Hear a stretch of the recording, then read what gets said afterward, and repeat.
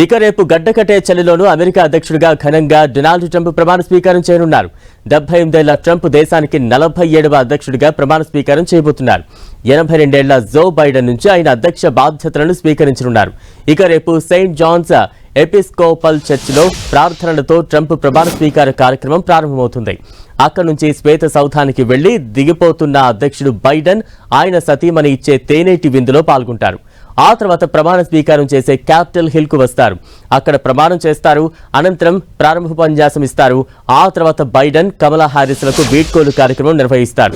ప్రమాణ స్వీకార కార్యక్రమానికి ఎక్స్, టెస్లాల అధినేత ఎలాన్ మస్క్, అమెజాన్ వ్యవస్థాపకుడు Jeff Bezos, Meta CEO Mark Zuckerberg, TikTok CEO Shou Zi Chew లాంటి ప్రముఖులు హాజరవుతారు. ప్రమాణం చేశాక కొన్ని ఆదేశాలపై ట్రంప్ సంతకాలు చేస్తారు. కాంగ్రెస్ లో జరిగే విందులో పాల్గొంటారు. ఆ తర్వాత సాయుధ బలగాలపై సమీక్ష జరుపుతారు. మరోవైపు ట్రంప్ ప్రమాణ స్వీకార కార్యక్రమంలో 2 బైబిల్స్ ను ఉపయోగించబోతున్నట్లు సమాచారం. ఇందులో ఓ బైబిల్ను ఆయన తల్లి 1955లో బహుమతిగా ఇచ్చింది. ఇక రెండోది లింకన్ బైబిల్. అమెరికా తొలి అధ్యక్షుడు అబ్రహం లింకన్ 1861లో అధ్యక్షుడిగా ప్రమాణ స్వీకార సమయంలో ఆ బైబిల్ను ఉపయోగించారు. ఈ బైబిల్ను ఇప్పటివరకు 3 సార్లు మాత్రమే ఉపయోగించారు. అమెరికా మాజీ అధ్యక్షుడు బరాక్ ఒబామా 2 సార్లు అదే బైబిల్తో ప్రమాణ స్వీకారం చేశారు. 2017లో డొనాల్డ్ ట్రంప్ 3వసారి అదే బైబిల్పై ప్రమాణ స్వీకారం చేస్తారు.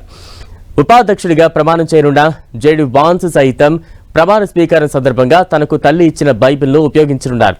ఆయన అమ్మమ్మ బైబిల్ను తల్లికి ఇవ్వగా ఆ బైబిల్ను ఫ్యామిలీ బైబిల్గా పిలుస్తారు.